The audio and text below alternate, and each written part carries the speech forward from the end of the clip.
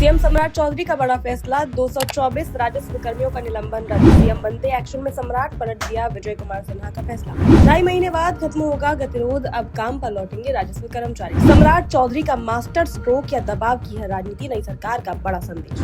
बिहार की राजनीति में सत्ता परिवर्तन के बाद अब प्रशासनिक फैसलों में भी बड़े बदलाव देखने को मिल रहे हैं। मुख्यमंत्री सम्राट चौधरी ने पद संभालते ही ऐसे कई फैसले लिए हैं जो सीधे तौर पर सरकारी कर्मचारियों और प्रशासनिक व्यवस्था को प्रभावित करते हैं। हाल ही में लिया गया उनका एक बड़ा निर्णय चर्चा का केंद्र बन गया है, जिसमें उन्होंने पूर्व डिप्टी सीएम विजय कुमार सिन्हा के फैसले को पलटते हुए 224 राजस्व कर्मचारियों के निलंबन को रद्द कर दिया है। ये फैसला सिर्फ एक प्रशासनिक आदेश नहीं बल्कि नई सरकार के कामकाज के तरीके और प्राथमिकताओं का स्पष्ट संकेत भी देता है। दरअसल पिछले कुछ महीनों से बिहार में राजस्व एवं भूमि सुधार विभाग के कर्मचारी अपनी विभिन्न मांगों को लेकर हड़ताल पर थे। 11 फरवरी से शुरू हुई इस हड़ताल के चलते राज्यभर के अंचल कार्यालयों में कामकाज बुरी तरह प्रभावित हो गया था।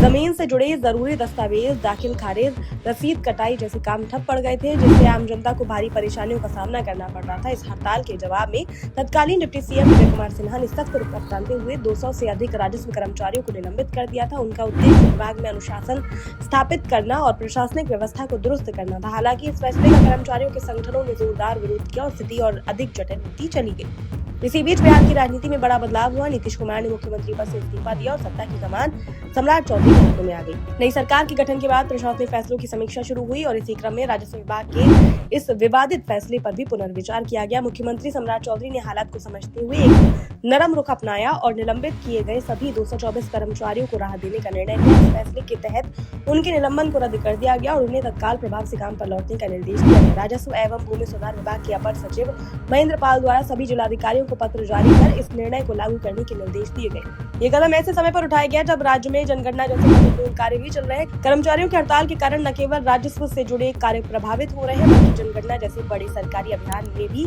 बाधा आ रही है। ऐसे में सरकार के लिए जरूरी हो गया है कि वह जल्द से जल्द स्थिति को सामान्य करे। सम्राट चौधरी का यह फैसला एक तरह से कर्मचारियों के प्रति सहानुभूतिपूर्ण रुख को दर्शाता है। इससे संदेश गया है कि नई सरकार संवाद और समाधान के जरिए समस्याओं को सुलझाने में विश्वास रखती है, न कि केवल सख्ती के जरिए।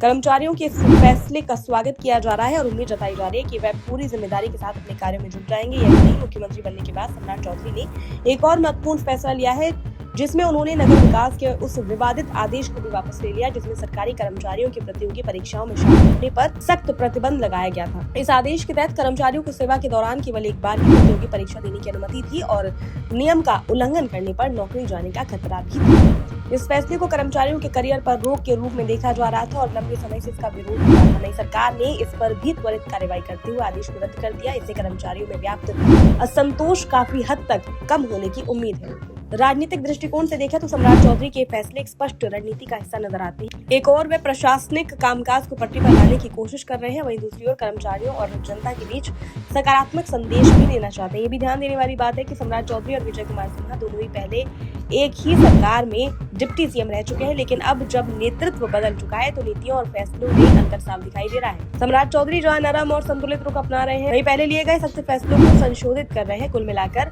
बिहार की नई सरकार ने संकेत दे दिया है कि वह प्रशासनिक सुधारों के साथ साथ कर्मचारियों के हितों को भी प्राथमिकता देगी। आने वाले दिनों में देखना दिलचस्प होगा कि ये फैसले जमीन पर कितने प्रभावी साबित होते हैं और क्या इससे सरकार की कार्यशैली को लेकर जनता के बीच सकारात्मक धारणा बनती है या नहीं।